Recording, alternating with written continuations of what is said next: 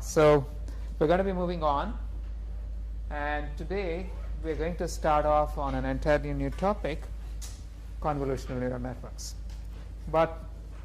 And that's what we're going to be covering this week. But let's quickly go back through what we have done so far. We've checked that multi-layer perceptrons are universal. Wait a minute. So any chance I can see this on the back screen? You should. I don't know how to do it back there. You should automatically do it. Yes, it's more convenient than having to turn around, right? Yeah, I don't. So anyway, but while he's setting it up. So we've checked that multi-layer perceptrons are universal function approximators for pretty much any kind of function. We've seen in the past several lectures that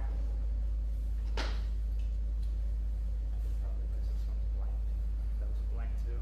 So I think they're probably connected.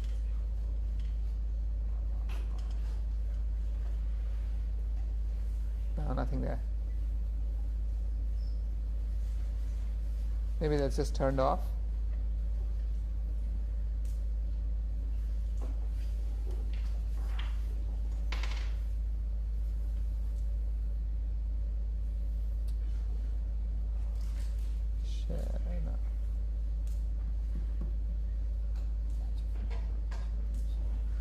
Well, I'll take this turn around, I guess. Okay. Wait. Oh my good God. So why is this? I have no idea what's going on.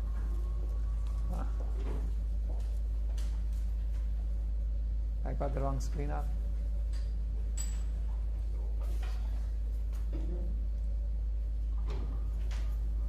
Okay.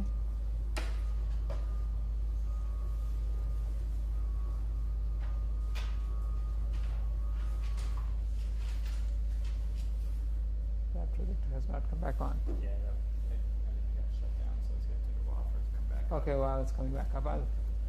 And as you can see on the blackboard, MLPs can be trained through backpropagation, but through gradient descent, where the gradients themselves can be computed using the backpropagation algorithm. This is what we've seen so far. The basic model we've seen so far has this structure. You have a simple multi-layer perceptron. You have a vector of input, a vector input, which is many input numbers. They go through several layers of perceptrons, and eventually you get one or more outputs. This has also been part of your homework, right? And very early on, we saw something of this kind, that when you actually train a network, you can compose a network to construct arbitrarily complex decision boundaries like this one here. And what we would, in this case, what we did when we wanted this complex multiple pentagon decision boundary was that we had one layer of perceptrons where every single perceptron captured one of the lines for one of the pentagons. Then you had the second layer which composed the two pentagons from the lines, and then finally we combined the lot. So what was happening here is that the lowest layer captured the most simple patterns, the lines. The next layer captured more complex patterns, which were the polygons. And the next layer captured the even more complex patterns, which were the combinations of polygons. So the neurons in a multi-layer perceptron build up complex patterns from simple patterns hierarchically. Each layer detects simple combinations of patterns detected by the simple combinations of patterns which have already been detected by the lower layers. And why do we need this simple structure, this hierarchical structure? Because the basic units themselves are very simple. They are typically just linear classifiers or thresholding units or some smooth gradient of thresholding units.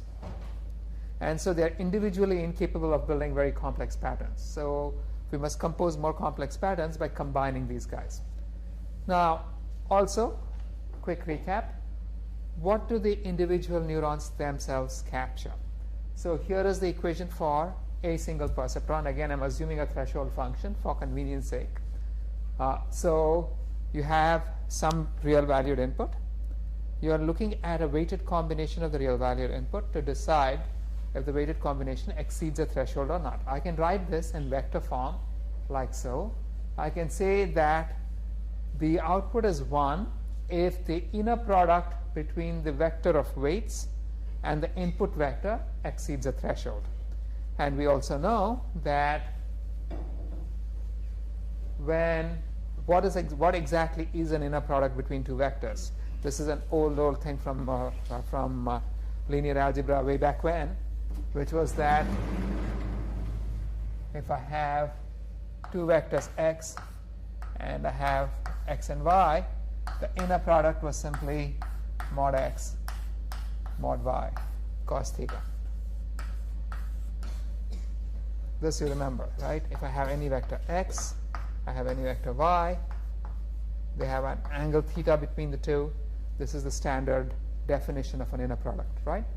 So when I say that the perceptron fires if the inner product between the two vectors, the weight vector and the input vector, exceeds a threshold, what I'm really saying is that if this term is greater than or equal to t, which is my threshold, or alternately if cos theta is greater than or equal to t over mod x mod y. And here's a really shocking fact. In the real world, when we have high dimensional data, almost all vectors are the same length. Does that surprise you? So think about this.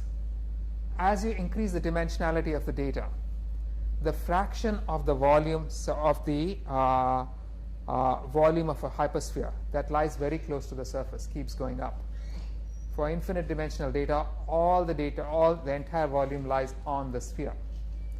So what this means is that as you keep increasing the dimensionality of the data, a greater and greater fraction of the total data actually lies closer and closer to the surface of the sphere, meaning they are all essentially almost the same length. So if I have set any kind of a bound on the lengths of my vectors, which you naturally have in most real problems, basically all of the vectors are effectively the same length. So in this case, what we have is, this is the weight vector. This can be ignored. This is constant for all vectors. You're basically saying the perceptron fires if cos theta is greater than a threshold, or alternately if theta is less than or equal to cos inverse t over mod x mod w mod y, right? So in geometric terms, the weight vector is pointing in some direction. Every input vector is going to be pointing in some direction.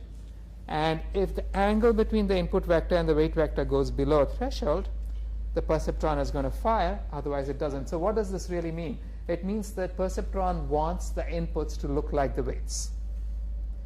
So the perceptron really is a correlation filter. So if you were trying to recognize digits, for example, on these old LED figures, if you wanted to recognize the digit 2 using a single perceptron, you would expect the weights of the perceptron to form the shape of a 2. And what you're really computing is the correlation between the input and the pattern given by the weights. And if this correlation exceeds a threshold, the perceptron is going to fire. Otherwise, it's not going to fire, right? So now, this is for a single perceptron. As you begin composing things, more and more complex classifiers, say you're trying to build a classifier which must decide if the input is a digit or not, and you get one of these old LED patterns as your input, then what you would expect to see is you would expect to find the lowest, using the first first interpretation that we saw with the polygons, that the lowest layers are feature detectors. They're just detecting basic structures on top of which you're composing rules. One way to think of it is saying that the lowest layer of perceptrons is actually going to find the individual components of what could be digits or what could not, or what can clearly not be digits. So you might find, for example, that the lowest layer perceptrons find all of these little vertical and horizontal lines, and the rest of the network is just a Boolean function over these feature detectors. If these features occur in certain patterns, you're going to get a 1, otherwise not. But then from a different perspective, considering that the individual perceptrons themselves are looking for patterns which are represented by their weights, and you might also you might also expect behavior as I have on the screen, in that the lowest layer actually captures the atomic units of the digits. The next layer will recognize individual digits, and then finally we're going to see if any of these digits have occurred or not. Again, the basic idea is that the network is a cascade of feature detectors where the lowest level units capture the simplest patterns, and as you go up, the higher level neurons compose more and more complex templates from the lower level patterns. And what you're really looking for is to determine if the input matches any of the templates that these perceptrons are capable of detecting on the input, right? So that was just an introduction to what we're going to go over next. But the story so far, again, to recap, MLPs are Boolean machines. Perceptrons are correlation filters. This is what we just saw. And layers in an MLP are detectors of increasingly complex patterns. This is the key. This is a key insight that we will use. Now, so if you are going to be using an MLP in classification, the network will fire if the combination of the detected basic features matches an acceptable pattern for the desired class of signal. For example, if you were trying to detect faces, you'd expect the lowest level units to capture basic units of faces, the next level to maybe begin capturing structures that look like eyebrows, cheeks, and eyes, and then you'd be composing faces thereon. Now, this is not what really happens, but intuitively you could expect some behavior that's somewhat analogous to what I just said, right?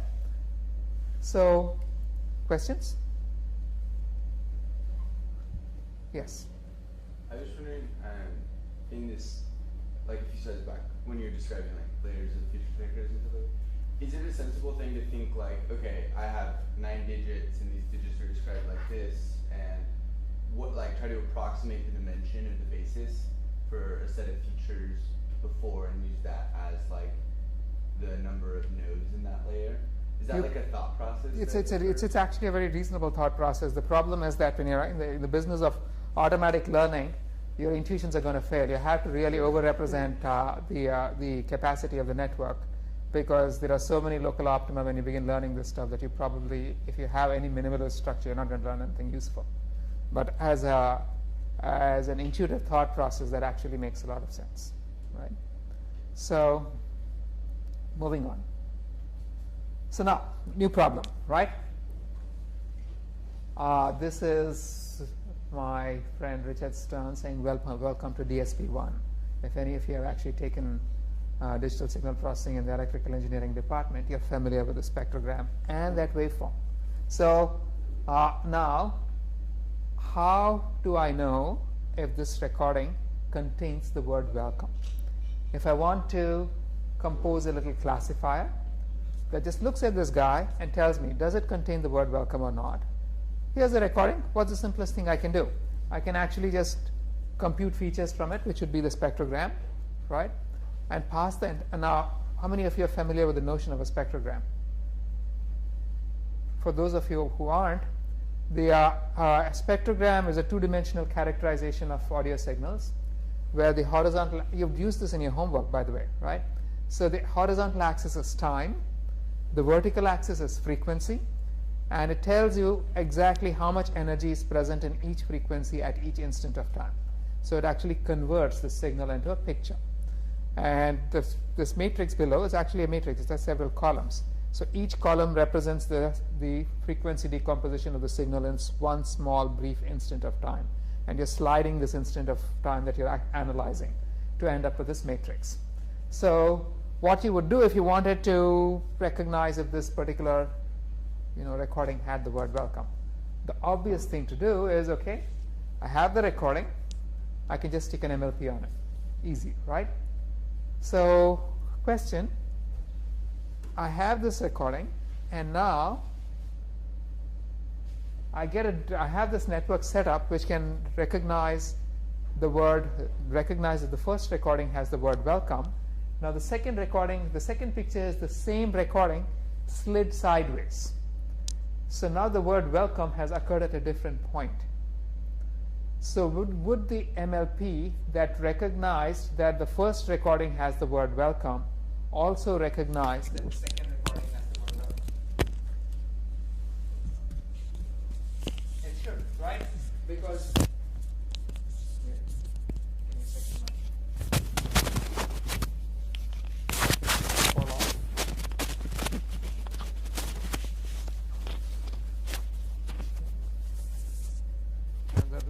Uh-oh. Doesn't matter. We can go with that after now.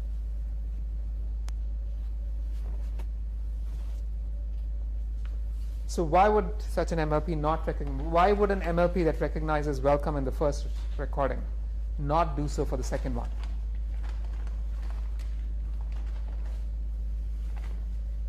It's an entirely different feature vector, right? So if I think of this as feature vectors, let's say I arrange all of those numbers as a vector, and then I'm going to get some vector of this kind, right? And in the first case, the word welcome occurs in these dimensions because it's occurring early in time.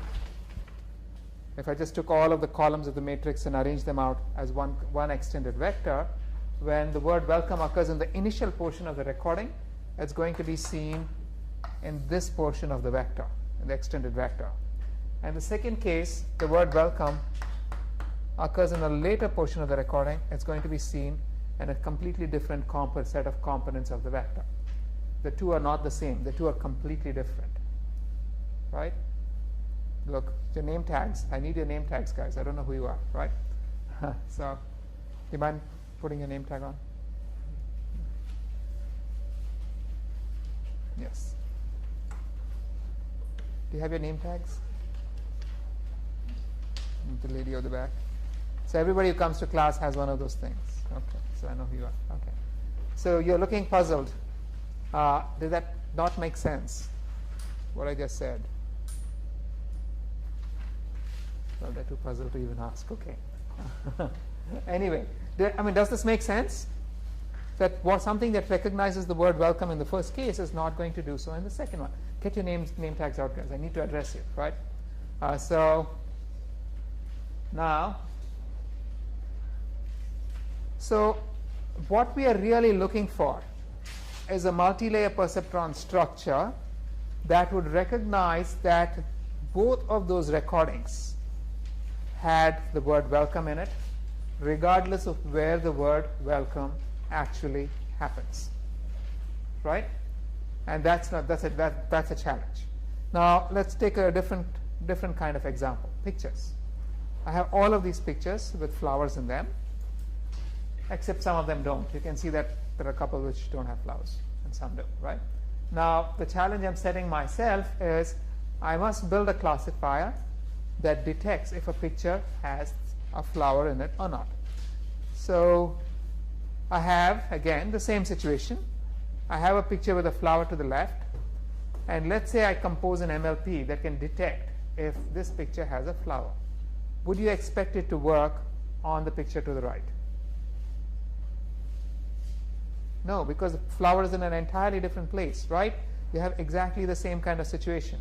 If I were to unwrap the picture into a vector, in one case the flowers occurring in some set of components, in the other case it's occurring in a different set of components. And as we all know, this vector is not equal to this vector. They're completely different things, right? So you wouldn't actually recognize the flower. So what we need again is a network that will fire regardless of the precise location of the target object. The question I'm asking myself is, does this picture contain a flower? And regardless of where the flower occurs, it must fire. This is a very common problem in many settings where the location of a pattern is not important, only the only the presence. So, and conventional MLPs are sensitive to the arrangement of the components in your vector, obviously, right? You're looking in vector spaces. So if I just slide everything by just one component, I'm looking at an entirely different vector. So an MLP that responds to one vector is not going to respond if the numbers are shifted by one component. And so conventional MLPs will just not be effective in these situations. What we really need is shift invariance, where if the target object moves, the network continues to respond. Same thing over here. What we are really looking for in this in the speech recognition case is, again, you want shift invariance. If the target pattern has shifted, you still want the network to respond. So here's a I have some chalk up my nose. Amazing. So here's a solution. I can scan. I can start off by building a little network which only recognizes the word welcome over a short segment of the audio, right? And then I can begin scanning. I can scan left to right at each location, and eventually I would have scanned the entire recording, and at each position I would have tried to detect if the word welcome has occurred at that location or not. But then, what is the actual question we're asking ourselves? Does this recording have the word welcome in it?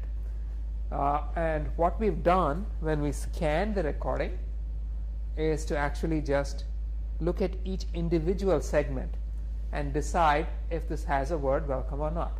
So how do I combine all these decisions into deciding whether the recording itself has the word welcome in it?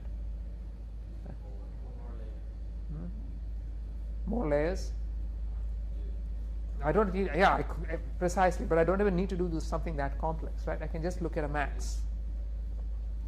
And if I see an output of 1 at one or more locations, I know the recording has the word welcome.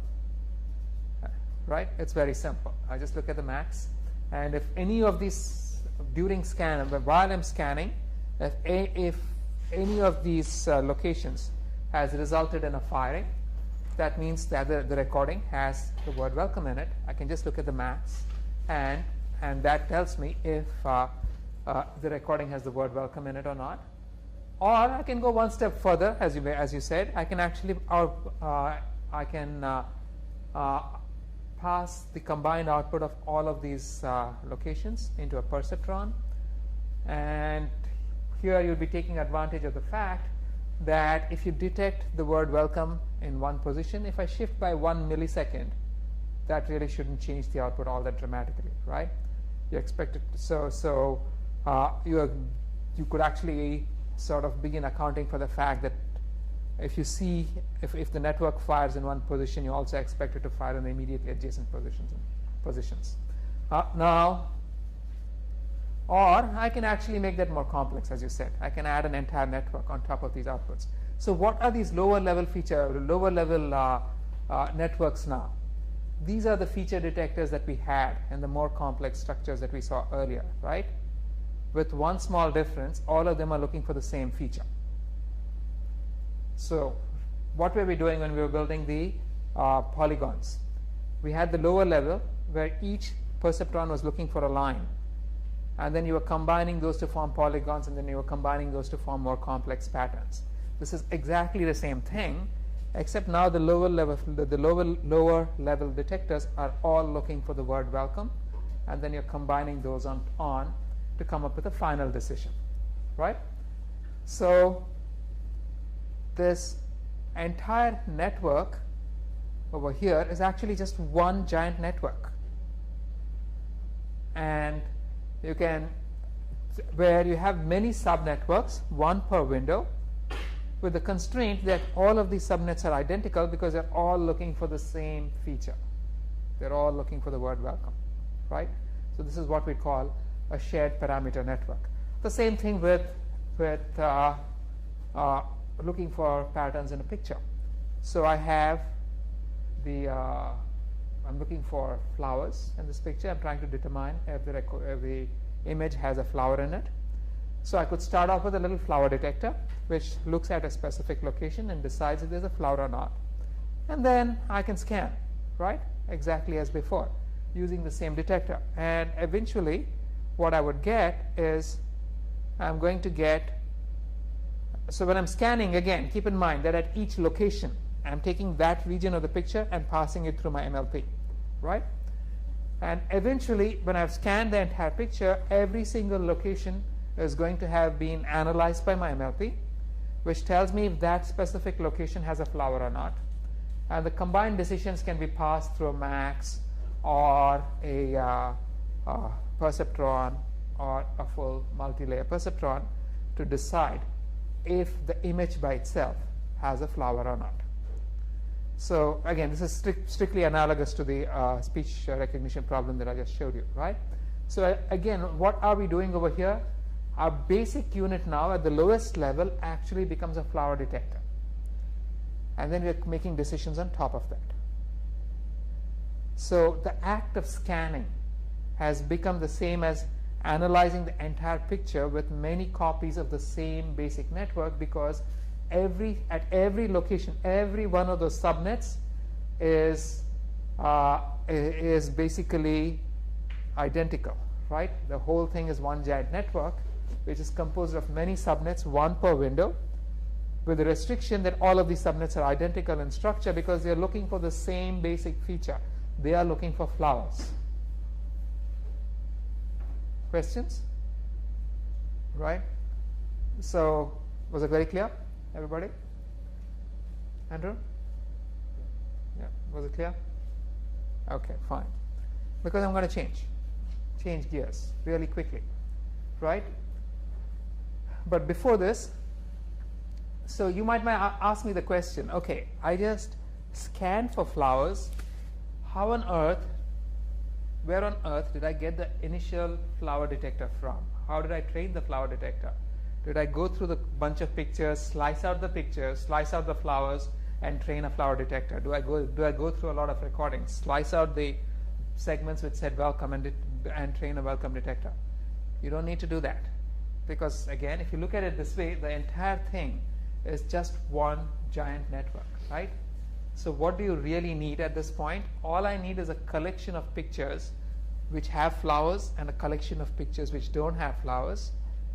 And this network is going to have this little signal which is either a 1 or a 0 at the very output, and I can train my way backwards. But when I train my way back, and in the process I can train all of these individual detectors as well. But then when training these individual detectors, you have to make one additional take a consideration on top of your standard backpropagation, which is that every one of these subnets is identical. Because when you're scanning for a flower, you're using the same flower detector to scan the entire image. Or when you're scanning for the word welcome, you're using the same welcome detector to scan the entire recording, right? So the only extra aspect that you have to consider that these are shared parameter networks. All of the lower level subnets are identical. They're all searching for the same pattern, which means that during backpropagation, when I'm using gradient descent to train this network, if I update the parameters of the lowest subnet, I must simultaneously have to update the parameters of all of the subnets in that layer, right? Because they all have the same parameters. So how exactly would we train shared parameter networks? This is a standard problem. Let's say I'm just taking a step back. I'm speaking of it in more generic terms. Let's say I have an MLP of this kind, and I have decided that these two edges will have the same weight. I've just arbitrarily decided this. Then if I do this, basically we are saying that let me call this Wij(k) and this is Wlmn. I'm setting both of them to have the same value Ws. So it's a set of weights which are all identical, which means that if I change the value of one weight, the value of the other weight is also going to change identically. If I perturb this guy, this also gets perturbed. So when you're performing gradient descent, the question you ask yourself always is, how much will the output change if I perturb this particular parameter a little bit? You can't individually perturb one weight. You're going to be perturbing the entire set that has the shared weight. You're going to be perturbing Ws, not the individual weights. So you would have to take that into consideration when you are performing your backpropagation. So if I were to draw an influence diagram, here's what the influence diagram is going to look like. you have WS, which is the shared value for all of these weights. If I modify WS, it's going to modify each of the individual weights. Each of those individual weights in turn is going to influence the output and thereby the divergence. So if I compute the derivative of the divergence with respect to the shared weight for both of these guys, the derivative of the divergence with respect to WS has to take into account both of these dependencies, right? Both of these chains of influence. So it's going to, the first one is going to be the derivative of the divergence with respect to Wij(k) times the derivative of Wij(k) with respect to Ws. The second one is the derivative of the divergence with respect to WLMN times the derivative of WLMN with respect to Ws. So you have these two individual derivatives which must both be added for me to get the derivative of the divergence with respect to any individual with respect to the shared weight. Make sense? Right? So now if I go back over here to my pattern problem, we had all of these subnets and they were all identical. So when I say all of these subnets are identical, what am I saying? What do I really mean? I have complete sets of weights which are constrained to have the same value. So for example, all of the red lines share the same common weight. All of the green lines share the same common weight. All of the blue lines share the same common weight. So here you have a situation where I have several weights, all of which are required to be the same. So when I want to compute the derivative of the divergence with respect to that weight, I'm going to have to add over all of those the derivatives with respect to all of those individual edges. Meaning if I want to compute the derivative of the divergence with respect to the red weight, I'm going to have to compute the derivative of the divergence with respect to each of those edges and add them up in order to compute the derivative term that I will use in backdrop in gradient descent, right? So here's the standard gradient descent training of networks. You have defined an error as we saw. I've forgotten the division term over there. But you would initialize all of your weights, you compute the derivatives for every weight, for every layer, just update your weight. Standard, this is your standard gradient descent. But if you have shared parameters, then what you would have to do is for every set, you have entire sets of weights which are constrained to have the same value. So over every set, you would compute the derivative of the error with respect to the combined with respect to the shared parameter value, and then you can update the shared parameter value, and every weight in that set is going to simply inherit the updated weight. You're going to be computing this doing this for the entire set. And how exactly would you be computing the derivative for of the error with respect to the shared parameter for the set? You're just going to go over every entry in the set, compute the derivative with respect to that entry, and add them up, as we just saw through the influence diagram, right?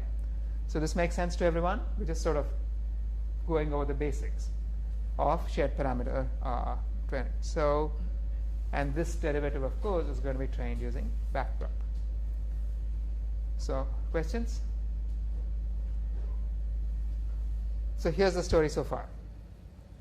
Position invariant pattern classification can be performed using 1D scanning for sound, 2D scanning for images, 3D scanning for other kinds of data, and so on. Scanning is equivalent to composing a large network with repeating subnets, with many identical subnets. And so learning and scan networks, for learning and scan networks, backpropagation rules must be modified to combine gradients from parameters that share the same value. And this principle applies in general for all networks with shared parameters. Yeah. So, you just like sort of pull back a little bit. You said earlier that when you're training this shared parameter network, you only specify like images which contain, say, a flower, and you mark them 0 or 1, right? They may or may not contain. So the May or may not contain, and so yeah. you're going to be marking them as well, Right, but 0. you're still passing the whole image and not just a blob or like a bounding box. That's correct. within that image. That's correct. So when you're and in a shared parameter network, when you're passing a block, you're just looking at like some part of the image for and classifying it as flower or not. You're not really performing any classification till the very end. Or basically saying, does it contain some X features or not, right? Or at least that's what a subnet is doing. Yeah. How is it? So what's the advantage of doing that over giving just like a single MLP enough training examples that hey, my flower can be here and my flower can be here? That's a good question. That single MLP will have to become extremely large, and you'll need tons of training data. The fact you're taking advantage of the fact that the flower looks the same regardless of where it is, and you'd be ignoring that aspect. So this is assuming whatever pattern we are looking at remains constant. So if it's a flower That's you're of looking for different position. kind, You're looking for position invariance for a pattern.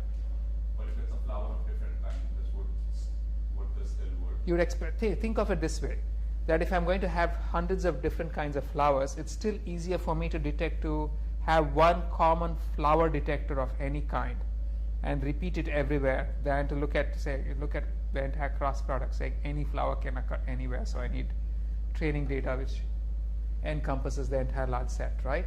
So this is just a question. This is simply position invariance is a very taking advantage of position invariance is a very nice way of compacting your model tremendously by many orders of magnitude and the amount of training data, right? Okay, so any questions? No. Okay. So now I'm going to do something very strange. I'm going to change the order of computation. We were looking at the computation in a specific manner. I'm going to change it. What we were doing was we were scanning for a desired object. At each location, the entire region was being sent through the MLP. Instead, what I will do is, so consider what happens over here. You have the input, which goes into a hidden layer, which goes into the output of which goes into another hidden layer, which goes to a final output, right? Now, here's what I could do. Instead of, consider just a single neuron, right? That single neuron is going to produce an output at each position being evaluated. So instead of computing the entire network all at each position, let me just change the order of things and just scan the individual neurons first. It doesn't change the final computation. So what do I mean by this? Look at this first neuron. This neuron produces some output when I'm scanning the first location, right? And then at the next location it produces another output, and at the next it produces another output. So if I looked at the entire set of outputs that that particular neuron produces, it's going to produce a grid with one output for every location, right? So we can do the same, and we can arrange these outputs in a shape which is a perfect analog of the original input itself, right? And I could do this for pretty much every one of my perceptrons. So I could take each of the perceptrons in my first hidden layer, scan the input with it, I get a map, and I get these 4 maps now. And now, if I want to classify, say, this particular block to say if there's a flower or not, all I have to do is to pick the outputs of these individual perceptrons when they were looking at that region and pass it through the rest of the network, right? I haven't changed anything except the order of computation. Instead of scanning the entire picture with my complete MLP, I scan them with the individual perceptrons, and then I just pick the outputs when they were looking at the appropriate location. So, you look puzzled? Did you get this? Yeah. So if you have any questions, ask me, because I'm just going to, So you then repeat the next layer. I can do the same thing for the next layer and the next layer and the next layer, right? So, what? Missing something? So exactly what is not clear? Just actually going through the computation, but I'm still thinking. Okay, so I mean, the point is I have not actually changed anything about my computation except the order in which I did this, right? And then I can actually repeat the same thing. So here, if I just, now consider what each of those 2 perceptrons in the next layer is doing. The perceptron in the next layer is looking at the output of the first perceptron when it was looking at the top left corner, the output of the second perceptron when it was looking at the top left corner, and so on. The outputs of each of the perceptrons in the first hidden layer, combining those and producing an output, right? So if I look at this red dot to the top right, that red dot is the output of the first perceptron in the second hidden layer when you're analyzing the top left block, right? Similarly, the second dot to the right is the output of the second perceptron in the second hidden layer when you're analyzing the top left block. I can repeat the same thing all over again. I can do this one block at a time, and I can scan. And I just repeated the entire process. I produced another map, right? So this would give me these two maps. And now, if I want to determine if, let's say, this bottom left corner has a flower or not, what would I have to do? I just have to pick up the outputs of the second layer perceptrons when they were looking at that specific location, right? So if I just wanted to decide if this region has a flower, I have to look at what those two guys output when they were looking at that particular location, the two highlighted dots in the second layer. And those two highlighted dots in turn were obtained by looking at the highlighted dots in the first layer. So we are guaranteed that that this output is actually analyzing that central block in the image, right? Make sense? You're looking puzzled? No, it's clear, right? I mean, it's fairly straightforward. All I did was change the order of the computation. And you know what? I can do the same thing all over again with the final perceptron and I can produce a scan. And now I have a map, and the final map is telling me whether each location in my image had a flower or not. Correct? And those can be passed downstream. So if I just looked at that little highlighted dot in the extreme right, it tells me the probability that this block had a flower, right? And in fact, if the real problem, again, our problem is, does this recording have a flower or not? I can actually take this entire collection of inputs, pass it through a single perceptron or an entire MLP, and let me just flatten it out. Instead of showing it as a map, I've shown it as an extended vector. Pass it through an MLP, and that will tell me whether it has a flower or not, right? Now this structure begins to look familiar. So now I'm going to do one thing more. So you get what I've been doing so far. This is important, right? Because from here I'm going to make it a little more complex.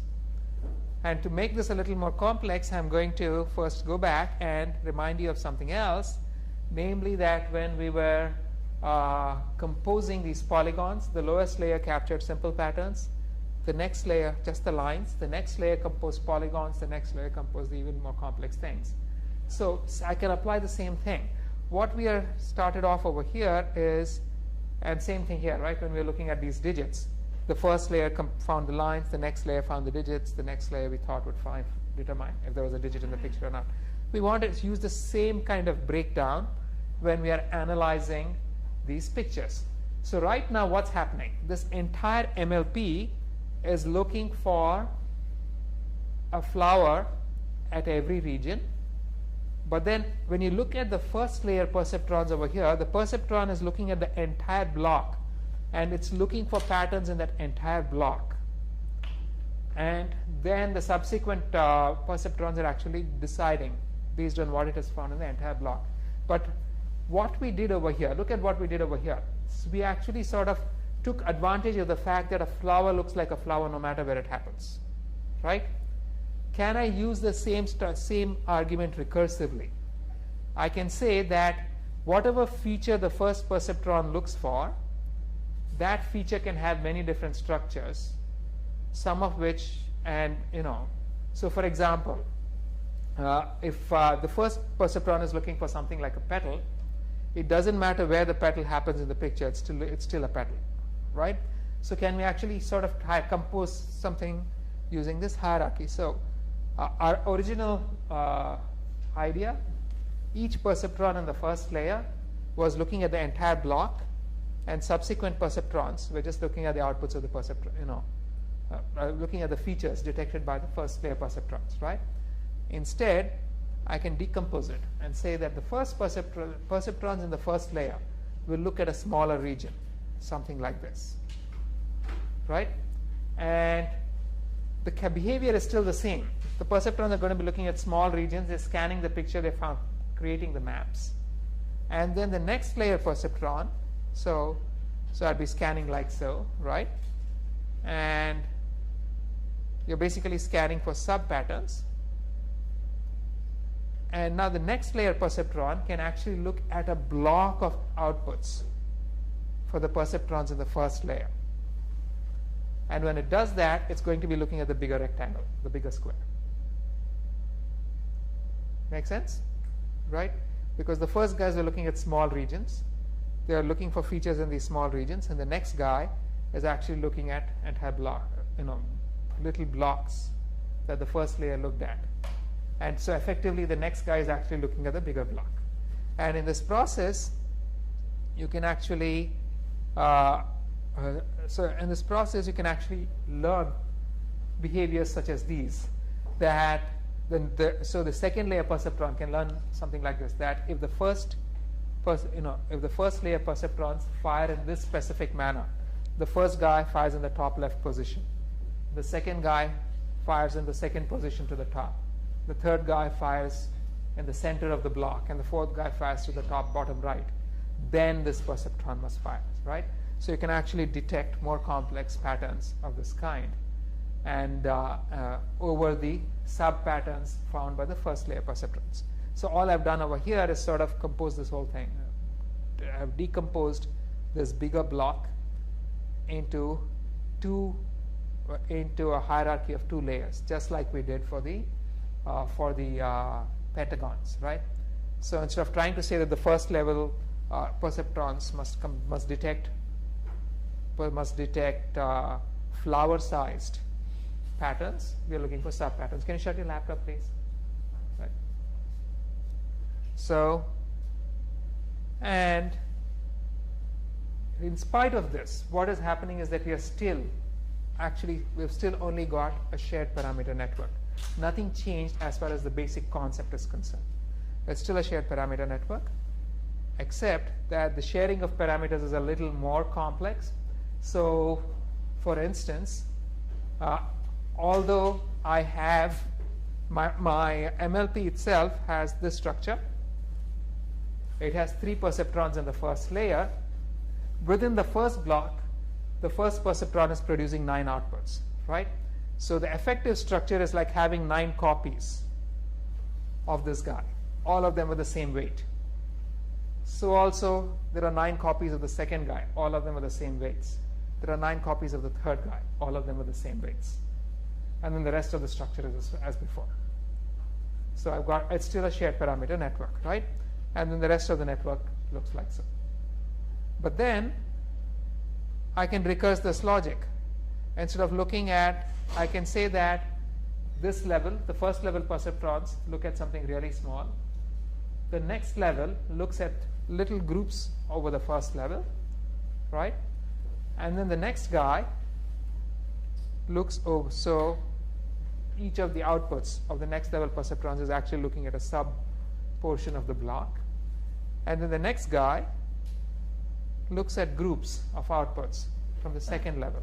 But effectively, when you trace your way backward, it's that final yellow dot is still looking over the entire block in the input. So this is actually building the pattern over 3 layers, but the whole thing is still using the same logic, just a shared parameter network.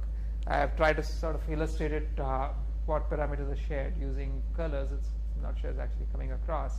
But what's happening over here is that within the big block, you're effectively getting 16 copies of the first layer perceptrons, Within the second layer, you're getting 4 copies of the second layer perceptrons, and then you're getting 1 position of the third layer perceptrons, right? So you're getting all of these shared parameters. The whole thing still looks like a shared parameter network. So what happens here is that instead of trying to detect flower-sized patterns using the perceptrons in the very first layer, you're distributing the patterns over many layers of the network. But eventually, you're still trying to detect flowers within the block, and you're still scanning the image. So in effect, you still have a shared parameter network. Now, what is the benefit of distributing things in this manner? Why would you want to actually smear the patterns that you're searching for over many layers, instead of trying to detect features in the first layer and just building on top of those over the subsequent layers? It turns out that a distribution of patterns actually forces localized patterns in lower layers, but then you get a much smaller number of parameters. It's always, all of these tricks have to do with the number of parameters that you actually need and the amount of data that you need to train these models. To go back to your question, if I just took all kinds of flowers and I trained one MLP, I'm going to need many, many more patterns, many, many more parameters, and a lot more data. So the whole thing keeps recursing backwards.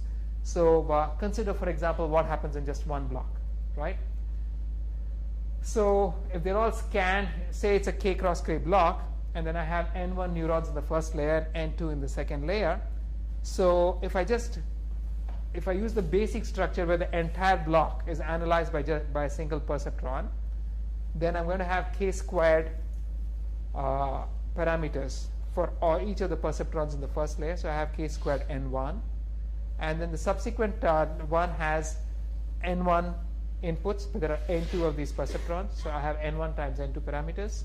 The plus one is just the bias. And so anytime I have 2 layers with N perceptrons in this layer and M perceptrons in this layer, I'm going to have N times M parameters to compute subsequently, right? So the total number of parameters over here is going to be K squared N1 plus N1 N2 plus N2 N3 plus N3 N4 and so on. This is when the entire block is being analyzed by just the first layer perceptron with no distribution of parameters. Now if I distribute the parameters, something simpler happens. Now the first layer perceptrons are all now only looking at L squared pixels, where L is the size of the subblock. So the first guy, so as a result, you're going to need N1 times L squared parameters for the first layer. The second layer is going to require N1 times N2, but each of these N1 is now looking over at K over L blocks, right? So if I'm looking at, say, a 9 cross 9 block, and if the first layer perceptrons are looking at 3 cross 3, the second layer perceptrons must also be looking at 3 cross 3, right? Because it's looking at groups of these guys. So you're going to get K over L squared times N1 parameters for the first layer times N2 perceptrons. So the total number of parameters actually goes down. It becomes L squared N1 plus K over L squared times N1 N2 plus N2 N3 and so on. The number of parameters changes. And as I keep recursing, this whole structure sort of follows. There's no need to actually go through the arithmetic, but here's what actually happens.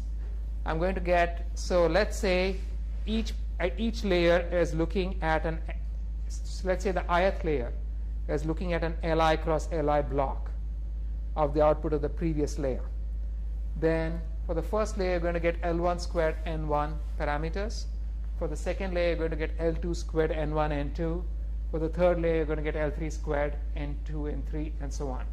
So if you actually go through some arithmetic and see how many parameters this will actually save you, let's take this very simple example. Let's say I'm looking at a 16 cross 16 block, and I have a 4-to-1 network. Then if the perceptrons in the first layer were looking at the entire 16 cross 16 block, I'm going to need 1034 parameters. Whereas if I distribute that and I say that the first layer looks at 4 by 4 cross 4, and the next layer again looks at 4 cross 4, the number of parameters I'm going to need is only 160. So there's almost an order of magnitude decrease in the number of parameters I will need just by distributing the patterns across the network. And so you get a very large reduction in the net number of parameters that you would need to learn to recognize essentially the same kind of patterns, which again means, of course, that you're going to need a lot less data to train it, right? So distribution forces localized patterns in lower layers, so this is more generalizable, and you get a large decrease in the number of parameters that you would actually need to learn the model. The key intuition is, regardless of how you distribute it, you can view the network as scanning the picture with an MLP. All you're doing is smearing the information over many layers in the MLP, and you're forcing it. That's all, right? And other than that, it's still a shared parameter network. Questions? Yeah. So I wonder, like, whether it's also another benefit that your distributed one's more robust to like different choices of K. Because like when you have a bigger, when you choose the same size, like when you fix the size, you have a bigger flower in it and a smaller flower in it. Because you're speaking of size and variance. Like the choice of K. Yeah, so that's basically size invariance in the image itself. Yes, that's also a benefit that you will get out of it because you're smearing things across, in a sense, yes, yeah. Yeah. Are there any automated ways to learn some kind of sharing distribution? So how to decide how to distribute these things? From scratch. I'm not aware of any work, Ryan, you guys. Yeah, so I'm not.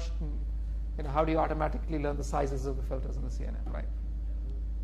I haven't seen anything of any work of this kind, but that's actually a nice idea because it makes sense when you think of distributing smearing parameters, right? Okay. So here's the story so far.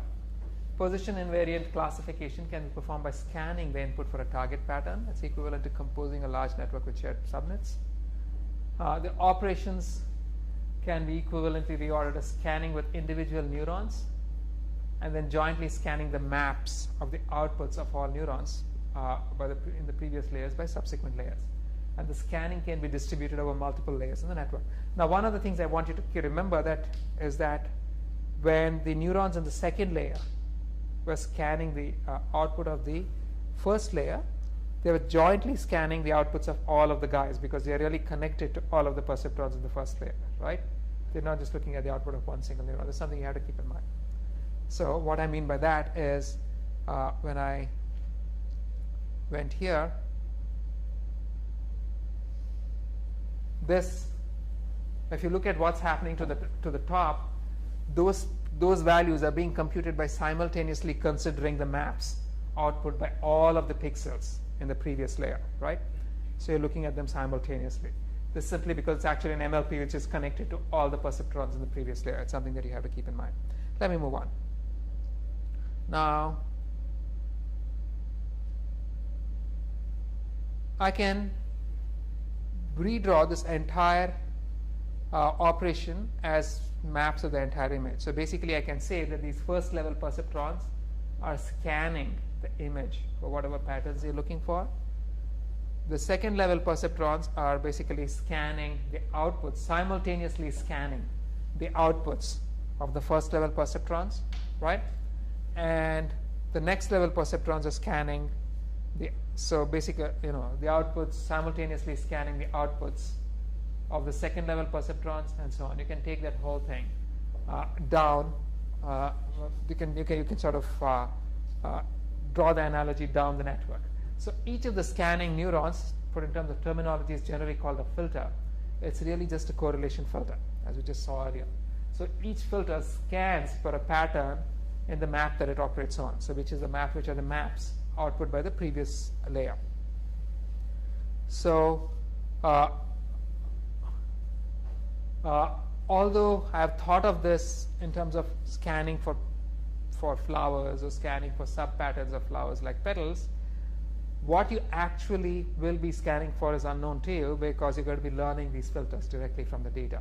So the actual patterns that these filters will be looking for are somewhat of a mystery, and And again, the final layer might be fed directly into an MLP rather than a single neuron. This is exactly the shared parameter network that we just saw. Now, we actually can add in one more little trick. We would like to account for some jitter in the first level patterns. So for example, when we are distributing the patterns across the net, a nice analogy is to say that the first level patterns are looking for petals. The second level neurons are going to look for arrangements of petals that might look like flowers, and you get different kinds of flowers. And the next level is going to look at these, combine all of these to say, is there a flower, right, at this position. So when you're looking for something of this kind, you would like to say that there is some kind of jitter. Again, go back to the very first statement that I made, that if I just shift things by 1 pixel, the dimensions have completely changed. The vector has completely changed, right? So something that works for 0, 1, 0, 0 is not going to work for 0, 0, 1, 0. It's now a completely different vector. Whereas what I would like to say is that I would like the second level perceptron to detect a flower even if the petals are slightly off in the first layer, right? So small changes in position should not cause my network to fail catastrophically. So you would like some jitter invariance and this sort of thing. So a standard trick for introducing jitter invariance is to say that if things have moved by just one pixel or 1 or 2 pixels, you must still output the same value. So the way you do it is that when you scan, you look at little regions of the scan output by the first layer, and over that region you pick the largest value and just output that. This is exactly, this is going back and doing exactly what we did over the entire image, right? When we said, does this picture contain a flower? We took all of those outputs and we said we can just look at a max, and that determines if there's a flower or not. So this is actually taking that analogy all the way back to the lowest level patterns and say I can look at small regions and say that if the pattern is detected anywhere within the small region, I'm going to say the pattern is present. And so you account for jitter invariance, some position invariance even within the smaller regions. So a standard trick over here is to look at, instead of just copying the value directly over, you look at a small region around it and copy the largest value over. You take the maximum value. And so this is what is called max filtering or max pooling. What do I mean by max? So let's say those 4 outputs are 1, 1, 5, and 6. You just copy the value 6 over. You take the largest value over to the next position. Now, the max operation is really just another neuron. If you think about it, max is also just a neuron, right? We said that every single operation can be represented using a perceptron, and perceptrons are capable of computing a max. So instead of applying an activation to the weighted sum of inputs, each neuron now just computes the maximum over all inputs and passes it on. So as far as we are concerned, we have just taken the first level neurons and then added a second layer, but the second layer, instead of being a more generic perceptron, is a max perceptron. It only computes a max. So this max perceptron would be kind of scanning like so. So for the first position, you'll be looking at those first 4. For the next position, you'll be looking at the next 4 as shown in the image, computing the max over it, and so on. So here's the max operation as you would see it. So let's say for the first position, you look over those 4, you get some 6. You're going to keep scanning these and just copying the max over. It's still, again, just a perceptron, exactly as before, right? So now, once you actually begin doing this, this is where some engineering tricks come in. There's no reason for me to be scanning the input 1 pixel at a time. Once I can actually jump. I can be jumping, I can skip 2 pixels at a time. So you can actually begin striding. So you may have a stride of more than 1 pixel, like so. And if you're striding by more than 1 pixel, the resulting maps are going to shrink because you're not going to be copying everything over. You're just jumping in your scans, right? The resulting maps are going to shrink. So in the case of max, the operation is usually called pooling a number of outputs to get a single output. So when the stride is greater than 1, we also like to call it downsampling because you're taking a number of inputs and picking only one. So you're sampling things down. It's downsampling. These are just this is just terminology that we use. And the way we, so in this figure, that the way I did it, the adjacent max operators didn't overlap. The stride was the size of the max filter itself. None of this is required. The entire point is that all of these scans, it's a basic idea. You're scanning. When you're scanning, you can shift one position at a time, or you can shift more than one position at a time. And this is regardless of whether you're scanning with individual perceptrons or whether you're scanning with a max operation. They're all the same. So in all of the illustrations that I've shown, I've shown either sliding by one position or sliding by entire blocks. But you have intermediate options too, right? So anyway, jumping to the chase, here's the overall structure that you're going to find. Typically, you'd have a first layer, which is going to compute some maps. Then you have the next layer, which is going to compute some max over these maps. Then the subsequent layer is going to work on these max pooled maps, and so on. So this is just these are just the engineering solutions. And this entire structure over here is what we will call a convolutional neural network. So scanning is, if you're a signal processing person, the act of convolving. It's convolution because you're taking a bunch of inputs, you're computing a weighted output, weighted combination, and you're scanning. The weighted combination keeps scanning. That's your standard convolution operation and signal processing. So you have convolutional layers. And so you have the entire scanning operation is a convolution. The max operation is called a pooling. This is just terminology to be sure. All of these are essentially different perceptron level operators as far as we are concerned. And so you can have in the oldest designs of these networks, the very first layer would comprise some scanning with pixels, with a perceptron. Then the output of the perceptron would be scanned using a max operator to allow for jitter invariance. Then the outputs of those guys would be scanned again with a convolution. Then the outputs of those guys would be scanned with a max operator. But there's no rigid, hard and fast rule which says that this is the order in which the operations must happen. They can happen in pretty much any odd order. So we'll go back over all of these in the next class. The point was, I was just sort of trying to introduce the intuition behind where this entire scanning-based structure came from. And this is what we will call a convolutional neural network. It's a convolutional neural network because the basic operation is convolving. But what is a convolutional neural network really? The convolutional neural network is just a standard MLP scanning an input in order to affect position invariance and shift invariance. And when I'm actually scanning it, if I change the order in which the computations are being performed, instead of saying I'm going to take the entire MLP and scan the input, I can actually look at it as scanning with the individual components of the MLP and then composing things on top of that. So if you just change the order of operations in the standard model of scanning an input with an MLP, the resulting model is what is traditionally called a convolutional neural network. We have some additional tricks, which are that you actually like to smear the patterns over many layers of the network. You may introduce some jitter invariance through using some max pooling operators and such like. But all of these are just basic add-ons over the most basic concept, which is that when you want the network to fire, regardless of the location of the input, you want to scan. And that's the cheapest way of doing it, right? So questions? So here was the very first convolutional neural network that was actually proposed way back by Jan LeCun, way back in the late 80s, where he used the structure to recognize digits in handwritten digits.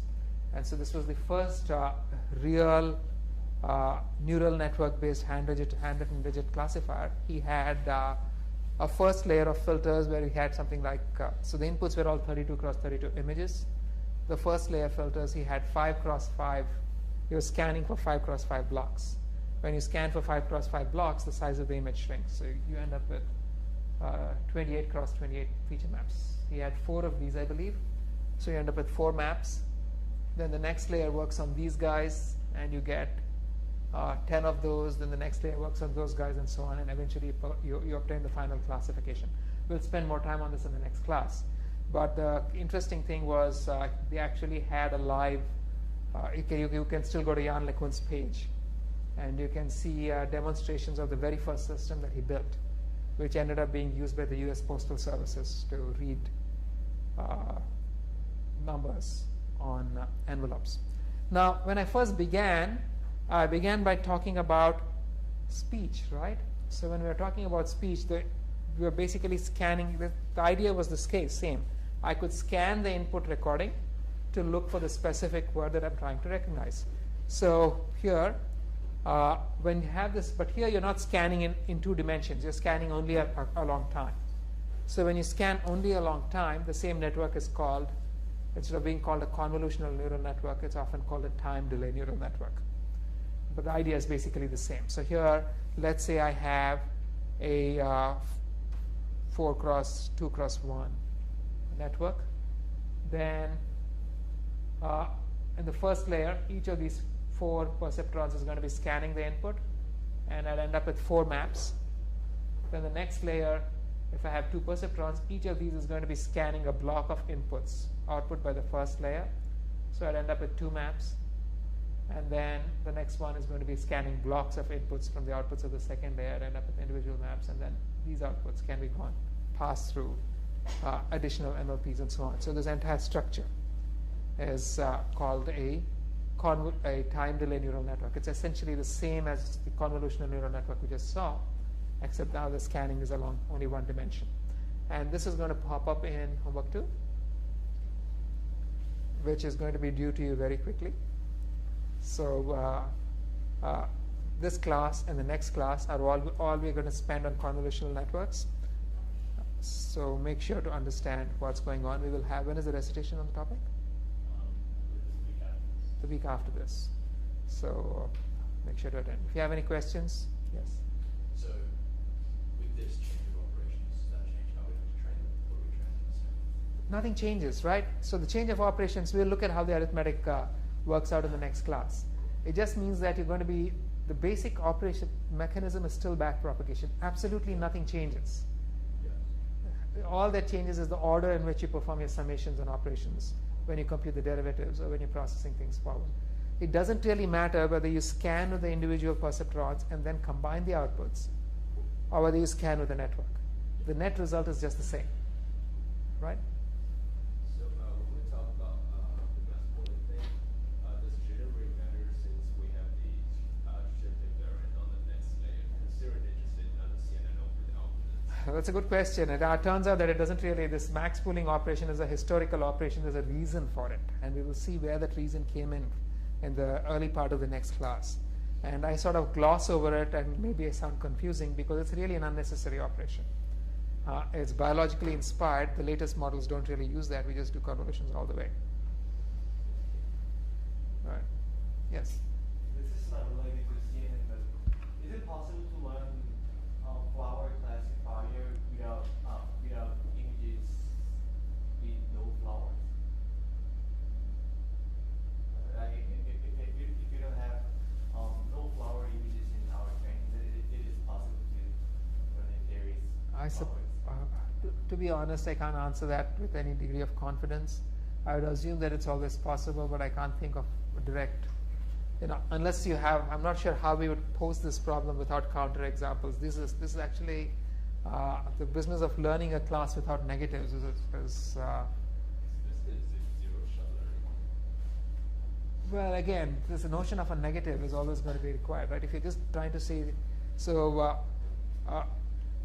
if you're just looking at whether something looks just like this, you need a notion of a distance and you need a notion of far enough, right? So it's a non-trivial problem.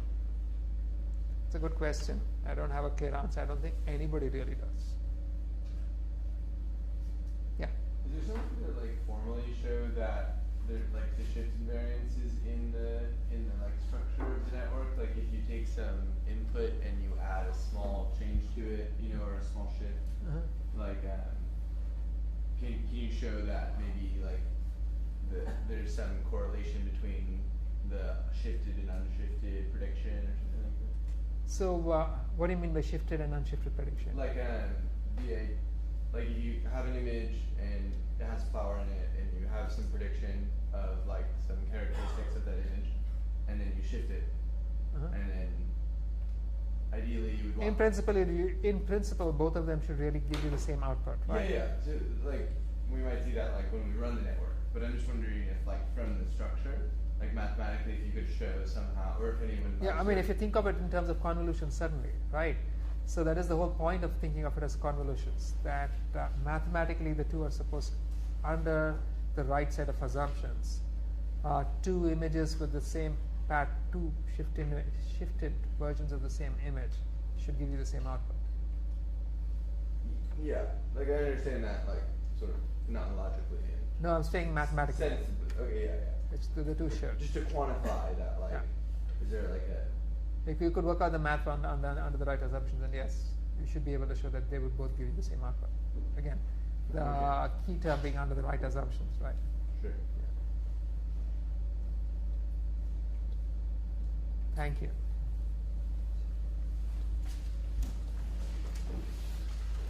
Anything with the other?